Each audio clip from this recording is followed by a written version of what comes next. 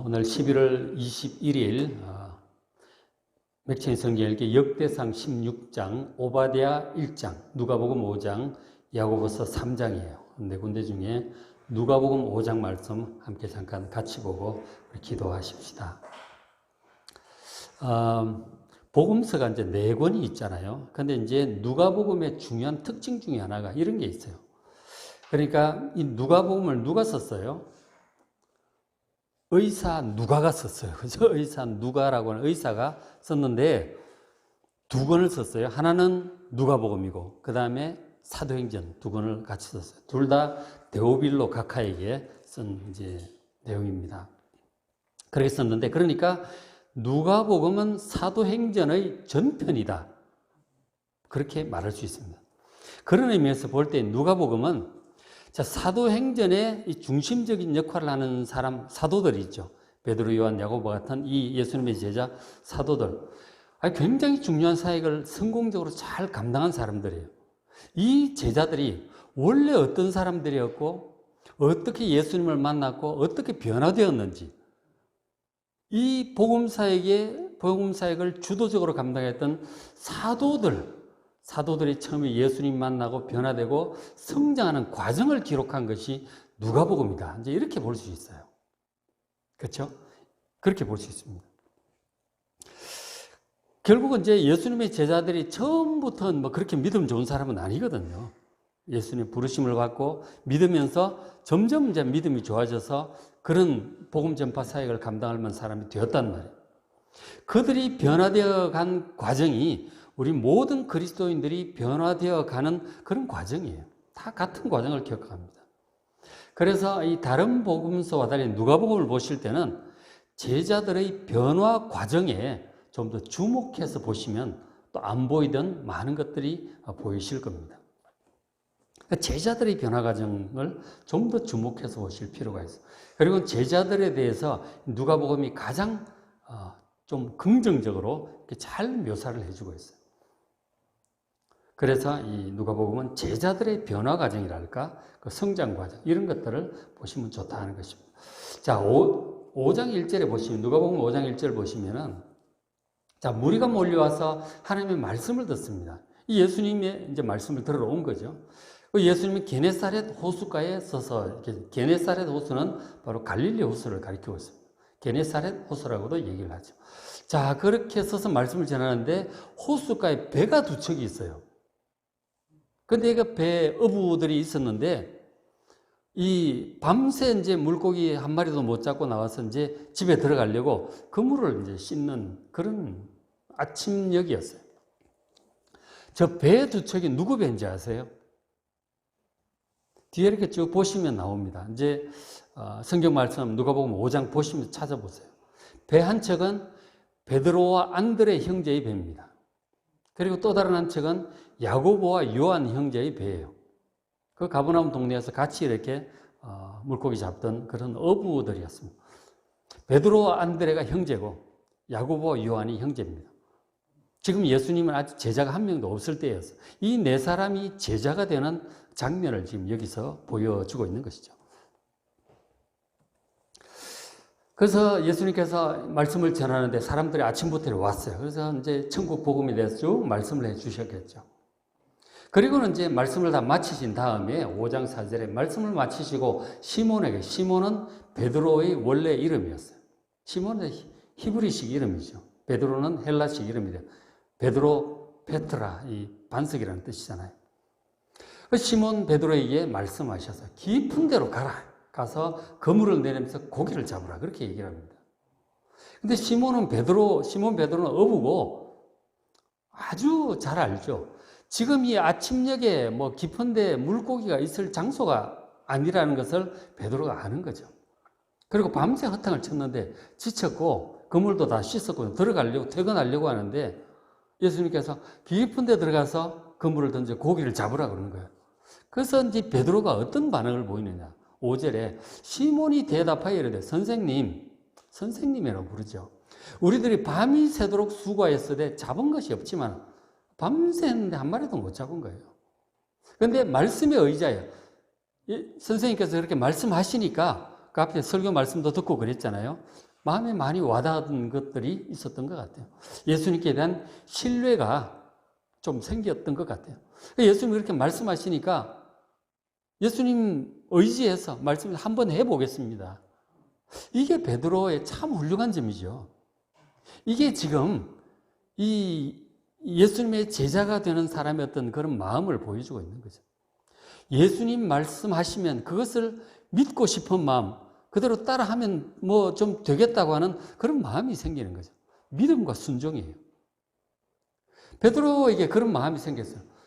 그대로 나타나잖아요.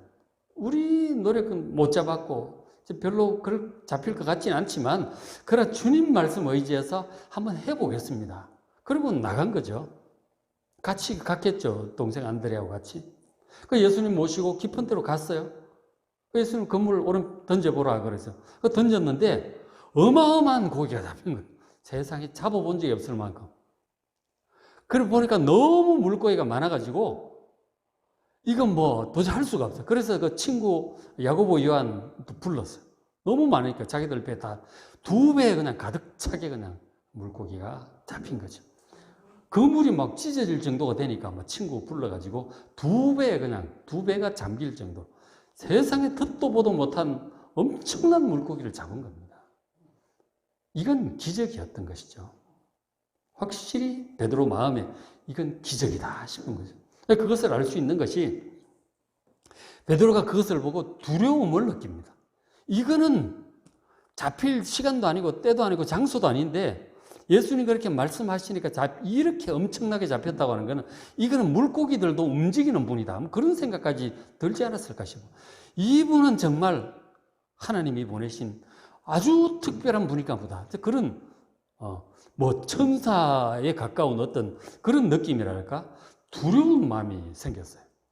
5장 8절 시몬 베드로가 예수의 무릎 아래 엎드리는데 그냥 고맙다 그러면 되지 무릎을 꿇는다고 하는 것은 완전히 이제 두려움을 느낀 거예요. 이 진짜 천사든지 뭐 엄청난 선지자든지 막 옛날 엘리야나 모세 이상 되는 분 같이 막 그렇게 느껴졌던 것이죠. 그래서 엎드려서 말을 하면 주여 나를 떠나소서 나는 죄인이로소이다. 자기가 하나님의 어떤 그런 능력을 느끼고 두려움을 느끼고 나는 죄인입니다 하고 그렇게 죄를 고백하는 그런 모습을 보게 돼요. 엄청 놀라고 두렵고 그리고 물고기 많이 잡힌 거는 너무 고맙고 감사하죠. 그죠? 그렇잖아요. 그리고 이제 10절에 그러죠. 같은 동업자인 친구인 야고보와 요한 형제란 말이에요. 그 옆에 있던 배죠. 놀랐어요. 예수께서 이르시되 무서워하지 말라. 그렇게 얘기를 하면서 하시는 말씀. 이제후로는 네가 사람을 취할 것이다. 마태복음 이런 데서는 너희들이 사람을 낚는 어부가 되리라 그러셨어요. 사람을 이렇게 너희들이 취하게 될 것이다 하셨어요. 그러니까 예수님을 따르라고 지금 말씀을 하시는 거죠. 그래서 제자들이 11절 그들이 배 이런 거 다 두고 모든 것을 버려두고 직업을 버려두고 예수님을 따르기로 결단을 하게 되었어요. 예수님 제자가 된 거예요. 그래서 이 네 명이 한꺼번에 그 사건을 통해서 예수님이 제자가 된 거예요. 그 앞에 뭐 좀 요한복음에 보면은 안드레하고 이 요한이 원래 세례 요한의 제자였던 것 같아요. 그 세례 요한이 예수님께 가라고 그렇게 이제 보내줬단 말이에요. 그런 내용도 있어요. 요한복음에 보면. 그래서 이제 최종적으로는 저 사건으로 아마 다들 진짜 형제들까지 해서 함께 4명이 그렇게 제자가 되었던 것 같습니다. 아주 초기의 첫 제자들이죠. 베드로, 안드레, 야고보, 요한. 그중에 특별히 베드로, 요한, 야고보 3사람은 아주 중요한 자리마다 함께 가는 그런 제자가 되었죠. 자, 그래서 이제 여기서 볼 때, 그러니까 사람이 예수 믿고 예수님의 제자, 즉 그리스도인이 되는 과정을 우리가 여기서 전형적으로 볼 수 있습니다. 그러니까 제자들이 예수님을 찾아갔어요. 예수님이 제자들을 찾아오셨어요, 지금. 예수님께서 지금 밤새 물고기도 못 잡고 실망해 있는 제자들을 찾아오신 거라고. 제자를 삼으려고 오신 거죠.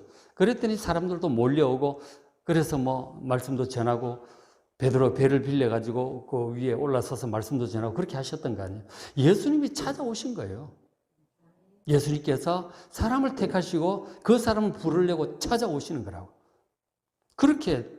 그러니까 사람이 예수를 믿는다고 하는 것은 자기가 뭔가 똑똑하고 착하고 판단력이 좋아서 예수를 믿게 된 게 아니에요. 예수님 찾아오시는 거라고. 전도자를 보내시든지 뭐 누구를 통해서든지 어떻게 하든지 뭐 전도지를 보내주시든지 지금으로는 그렇게 예수님께서 부르시는 거, 찾아오시는 것입니다. 그리고 이제 보통 어느 때 찾아오시느냐 하면 찾아오실 때 상황이 어떠냐면 일이 안 되어서 마음이 가난해지고 힘들 때 찾아오세요. 그럴 때 의지할 마음이 생기잖아요. 의지할 마음이 생겨요. 마음이 가난해졌을 때 주님이 찾아오세요. 그래 예수님 이렇게 쳐다보기라도 하고 의지를 하는 거죠. 일이 잘 되고 마음이 부유하고 이럴 때는 예수님 찾아와도 쳐다보지도 않아. 일이 안 되고 고통스럽고 힘들 때 이거 어떻게 해야 되나 고민하고 마음 아파할 그때 예수님이 잘 찾아오세요. 그래야 마음문을 열고 예수님을 쳐다보고 도움을 요청하는 그런 겸손한 마음이 되거든요. 그러니까 주로 어려울 때 예수님이 찾아오신다는 거죠. 그래서 예수님의 도움을 받아요. 도움을 받고 그러면서 자신의 죄를 깨닫게 되기도 하고 예수님의 능력을 보고 그런 과정을 통해서 예수님을 믿게 되는 거예요. 마음을 열고 받아들이고 영접하게 되는 것입니다. 그런 과정을 통해서 예수님의 제자, 즉 그리스도인이 된다는 것입니다. 예수님은 이런 식으로 믿게 되는 거예요. 예수님 제자들도 그렇게 된 것이죠. 대부분은 이제 이런 식으로 예수님을 믿게 돼요. 마음이 가난할 때 주님이 찾아오신다. 누구에게? 택한 백성에게 찾아오시는 거죠. 그렇게 해서 예수님의 제자가 되어서 따라다니게 되는 거잖아요. 따라다니면서 예수님 하시는 일들을 이제 자꾸 보게 되는 거죠. 뭐 말씀도 계속 듣고 그리고 하시는 일들을 자꾸 보게 돼요. 그래서 지금 바로 이제 어떤 일이 있느냐면 그 4명의 제자들을 데리고 첫째 이제 사건 중에 하나가 5장 12절에 온몸에 나병 들린 사람이 예수님을 찾아왔어요. 지금 제자 4명을 데리고 가고 계시는데 아주 심하게 나병이 든 사람이 찾아왔어요. 그걸 보고 예수님 앞에 엎드려 구하죠. 말하기를 주여 원하시면 나를 깨끗하게 하실 수 있나이다. 지금 예수님 당신이 하려고만 하면 저를 고칠 수 있다고 그렇게 말하는 거예요. 나병 환자 믿으면 엄청 좋죠. 예수님 그렇게 어떻게 예수님 이렇게 잘 알까? 뭐 설교 말씀을 좀 들었는지 그 앞에 많은 병자들을 고쳤다는 소문도 좀 이미 났거든요. 사장에서. 그래서 예수님께서 하고자 하시면 나를 깨끗하게 고칠 수 있다는 그런 믿음이 그 사람 마음속에 생긴 거죠. 이런 믿음은 그 사람이 똑똑해서가 아니라 성령께서 주신 은혜예요. 이런 믿음은 믿음이 생기는 거죠. 예수님께 말씀드리면 내 병이 나을 것 같아. 그런 생각 자체가 성령께서 주시는 감동이고 성령께서 믿음을 주시는 거예요. 그게 은혜입니다. 저런 말을 하는 거죠. 확 엎드려가지고. 지금으로 치면 굉장히 간절한 마음으로 믿음을 가지고 예수님께 기도를 하는 것이죠. 그랬더니 예수님께서 뭐라고 하셨어요? 13절에 예수께서 손을 내밀어 그에게 대시며 이르시되 바로 그 나병 환자를 만집니다. 그 온 피부가 나병 환자인데 만지면 손에 옮을 수도 있잖아. 우리는 감히 못 만지겠지. 예수는 탁 만지십니다. 그러면서 하시는 말씀은 내가 원하노니 깨끗함을 받으라 그러셨어요. 그 사람 고백한 말씀을 그대로 받아가지고 얘기하시는 거예요. 원하시면 깨끗하게 하실 수 있다고 하니까 그래 내가 원하노니 깨끗함을 받아라. 바로 얘기를 하셨어요. 그랬더니 어떻게 됐어요? 하신데 나병이 곧 떠나니라. 그냥 나와버렸어요. 기적이 일어난 거죠. 자, 그 사람도 믿음이 좋아서 이렇게 나음을 받았지만 그것을 옆에 쳐다보고 있는 제자들의 마음은 어땠을 것 같습니까? 와, 예수님은 진짜 마음만 먹으면 못하시는 게 없는 분이구나. 엄청난 분이구나. 예수님에 대해서 점점 더 알아가게 되죠. 이 제자들이. 그렇게 됐어요. 자, 그리고는 이제 또 5장 15절에 그렇게 해서 예수님의 소문이 더욱더욱 퍼집니다. 병도 다 고치고 그 천국에 관해서 하시는 말씀들도 너무 마음에 와닿고 전혀 들어보지 못한 아, 정말 저게 하나님의 뜻인 것 같다. 정말 말씀을 잘해 주세요. 감동이 있고. 다 고치시고 하니까 소문이 쫙 퍼집니다. 그래서 수많은 무리가 예수님 말씀도 듣고 또 자기 병도 고침을 받고자 해서 막 사방에서 몰려오기 시작합니다. 예수님의 요즘 말로 인기가 엄청 막 좋아지는 거죠. 많은 사람들이 몰려왔어요. 우리 교회도 이렇게 좀 몰려왔으면 좋겠는데 제가 병을 잘 못 고쳐서 그런가. 예수님이 엄청나게 사람이 이렇게 몰려왔어요. 자, 그렇게 보통 이 사역자 입장, 목사 입장에서 이렇게 성도들이 엄청나게 몰려오면 이제 굉장히 바빠지는 거죠. 신방하고 뭐 기도해주고 설교하고 굉장히 바빠집니다. 그러면은 뭐 바빠지면 성경 볼 시간도 없고 기도할 시간도 없어지는 거죠. 쫓아다니느라고. 근데 예수님께서는 바빠질수록 어떻게 해요? 16절에. 바빠질수록 예수님은 철저히 이렇게 또 절제를 하시고, 일도 절제도 하시고, 기도 시간을 이렇게 확보를 하세요. 물러가셔서 조용한 곳에 가서 기도를 하세요. 개인 기도를 이렇게 하십니다. 우린 바쁘면 이제 기도 못 하잖아요. 성경도 못 보고. 좀 한가해지면 좀 성경도 좀 보고 기도도 하는데. 예수님은 바빠도 철저히 기도 시간을 확보하시는 거예요. 잘 생각해 보면 예수님은 하나님의 아들이시잖아요. 가장 기도 안 해도 될 분이 예수님이 어떻게 보면. 근데 기도를 가장 열심히 하시네. 보면 새벽마다 일어나서 또 가서 기도하시고 틈틈이 저렇게 가서 기도를 하시는 거예요. 하나님 아버지와 이 개인적으로 만나는 이 독대하는 시간이 이 하나님의 백성에겐 반드시 필요한 것입니다. 우리가 죄가 많고 연약한 육신 가운데 살고 있기 때문에 반드시 기도를 해야 돼요. 그래야 우리가 영성을 유지할 수 있고 하나님의 백성답게 살 수가 있는 것입니다. 예수님께서도 마찬가지셨어요. 연약한 육신 가운데 계실 때 정말 기도에 힘 쓰셨어요. 여러분, 바쁘더라도 정말 시간을 반드시 쪼개어서 기도하시고 성경도 읽으시기 바랍니다. 그게 예수님을 따르는 제자들이 반드시 해야 될 거예요. 개인적인 기도와 성경 말씀 읽는 것.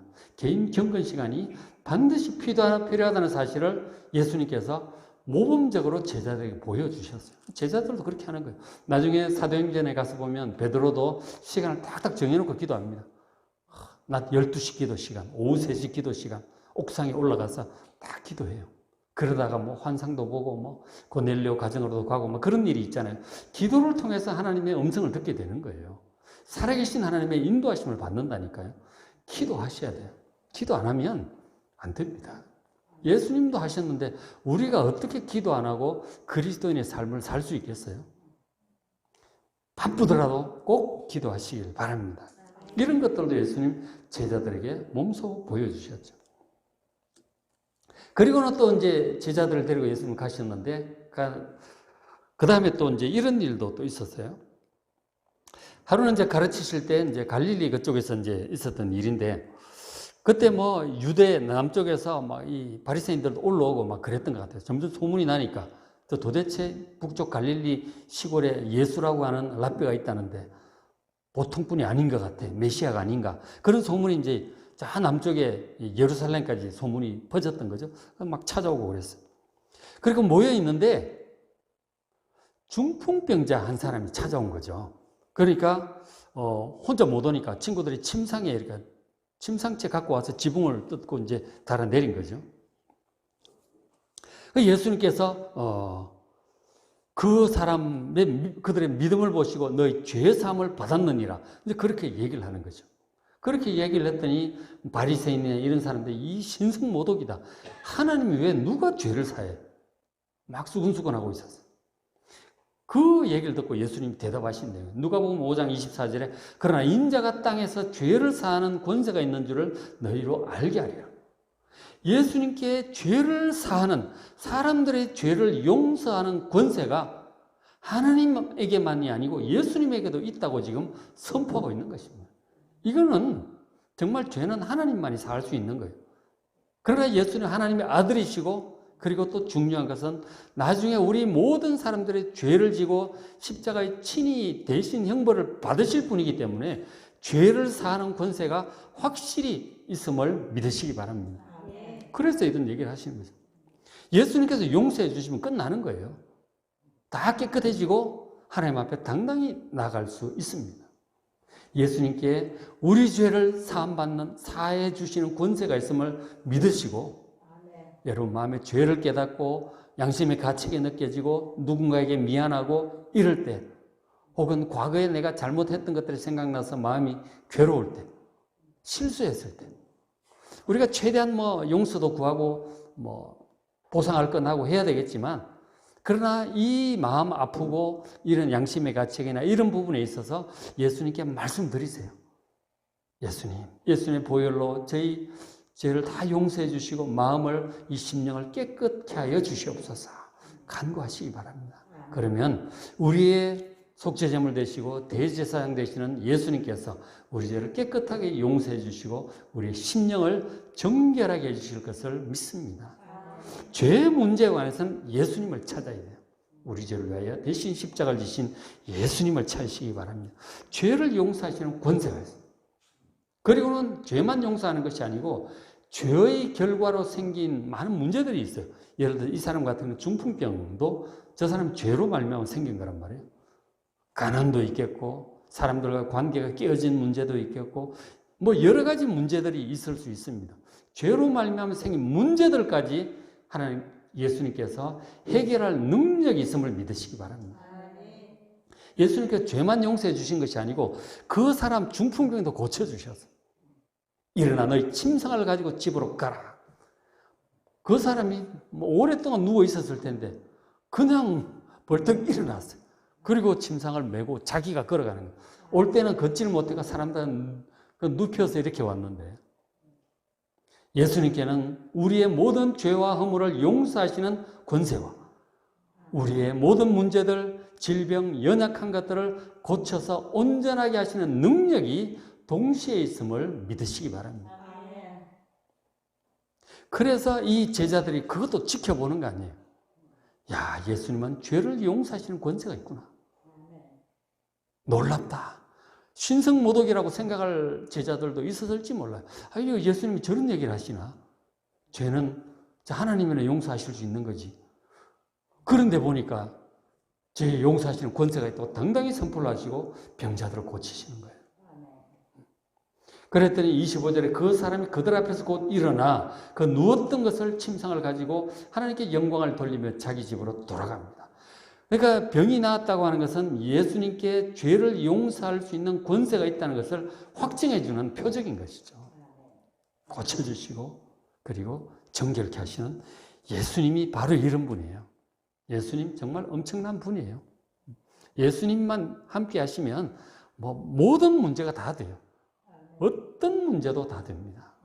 마음부터 현실적인 문제까지 천국 가는 것까지 모든 게 다 되는 거예요. 이 죄로부터 우리를 사망 권세로부터 우리를 구원하러 오신 분이잖아요. 이 세상 모든 문제가 죄와 사망 이런 것들 때문에 생기는 거잖아요. 그 예수님 그거 해결하러 오셨단 말이에요. 십자가에 죽으심으로 죄를 해결하시고 부활하심으로 우리의 사망 문제를 해결하시고 모든 걸 해결하시는 거예요. 죄로 인한 모든 문제로부터 우리를 해방시켜 주시는 주님임을 믿으시고 주님을 의지하시기 바랍니다. 그리고 이제 5장 27절에 또 다른 제자 하나가 또 나와요. 자, 레위라는 세리가 있습니다. 자, 이 사람이 누굴까요? 이 레위라고 하는 세리가 있는데 마가복음에도 레위라고 되어 있어요. 근데 마태복음 9장에 보면 이 똑같은 내용에 세리 마태라고 그렇게 기록을 하고 있어요. 그러니까 이 레위라고 하는 것은 이제 원래 히브리어식 레위 지파 있잖아요. 히브리식 이름이고 그리고 이것은 헬라식 이름이 매튜, 그렇죠? 마태인 것이죠. 영어로 매튜라고 그러죠. 그래서 아까 시몬 베드로처럼 레위 마태 이렇게 되는 거예요. 그래서 이 세리는 바로 마태를 가리키고 있습니다. 마태가 세금 걷는 세관에 앉아 있는 것을 보시고 예수님께서 나를 따르라 이렇게 부르신 거죠. 이미 예수님 소문에 대해서 이 마태도 들었고 알고 있었고 좋은 마음을 가지고 있었던 것 같아요. 예수님께서 그것을 하시고 찾아오신 거죠. 또 이번에도 예수님 찾아가신 거예요. 또 부르신 거예요. 예수님께서 이미 좋은 마음을 가지고 있었고 예수님을 따르는 제자들이 있다는 사실도 알고 자기도 그 속에 끼고 싶었던 것 같아요. 근데 예수님 아시고 찾아오시고 부르신 거죠.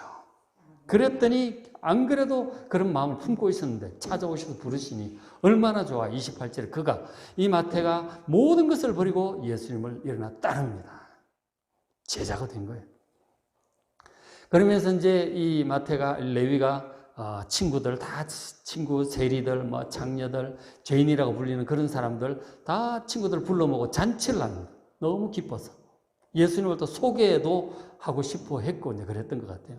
그 잔치를 불려서 이 사람 저 사람 왔는데 그것을 보고 바리새인이나 이런 사람들이 예수님 욕을 한 거죠. 어떻게 저 죄인되고 부정한 사람들과 함께 가는가 막 수근수근 했습니다. 그랬더니 예수님께서 대답하신 말씀이 31절이에요. 이르시되 건강한 자에게는 의사가 쓸데없다. 스스로 건강하다고 생각하는 자에게는 의사 필요 없죠. 병원에 안 가죠. 아프다고 생각하니까 병원에 가는 거예요. 아픈 줄 모르고 계속 버티고 있다가 암이 자라고 있는데 아픈 줄 모르고 버티고 있다가 그냥 죽는 수가 있죠. 내가 몸이 조금 안 좋은데. 그리고 자주 정기 검진을 받는다든. 그래서 병 발견하면 살겠죠. 의사에게 가야 병도 발견하고 병도 낫는 거예요. 그러니까 건강한 자에게는 의사가 필요 없죠. 그러나 병든 자에게 필요하다. 그리고 내가 의인을 부르러 온 것이 아니고 죄인을 부르러 회개시키러 왔다. 이렇게 말씀을 하시죠.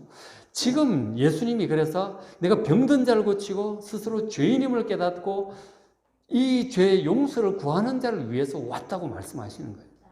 사람은 누구나 다 죄인이에요. 죄인 아닌 사람 없어요. 의인은 없나니 하나도 없습니다. 그런데도 불구하고 나는 의롭다고 굳이 죄의 용서, 하나님 은혜 필요 없다고 생각하는 이런 사람들, 그런 사람들은 죄 용서 받을 수가 없죠. 죄인임을 알지 못하고 의롭다고 그렇게 버티고 있으니까. 그 죄 가운데 멸망하는 것이죠. 분명히 그 영혼과 몸과 마음이 다 병들어 있음에도 불구하고 나는 문제없어. 나는 건강해. 이렇게 박박 우기면 그냥 멸망하는 죽는 거죠. 자기의 병을 알고 의사 대신 주님께 고쳐달라고 구하고 죄인임을 알고 자기의 죄를 용서해달라고 구하는 사람이 죄를 용서받고 건강하게 될 줄로 믿습니다. 그런 것들을 이제 다 지켜보는 것, 제자들이. 그러면서 예수님이 어떤 분인지 알아가는 것이죠. 자기들도 경험했고, 병 고치시는 막 물고기를 엄청나게 잡게 해주는 능력도 보고, 자기들을 제자로 불러주심도 감사하고, 이 사람 저 사람 예수님을 믿고 찾아온 사람 병이 막 다 낫잖아요. 나병도 낫고, 막 중풍병자도 낫고, 막 낫는 거예요. 그런 것들을 보면서 예수님은 정말 엄청난 분이구나. 그 능력이 끝이 없구나. 원하시면 뭐든지 하실 수가 있구나. 병을 고치는 능력도 있고 죄를 사는 권세도 있구나.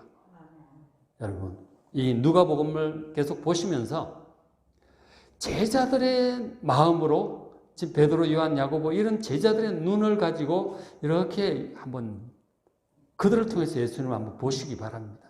그러면서 예수님이 이런 분이구나. 이런 능력이 있구나. 이런 마음을 가지고 계시는구나. 나에게 이렇게 말씀하시는구나. 그런 실감을 가지고 이 복음서를, 누가복음을 다시 한번 잘 읽어보시기 바랍니다.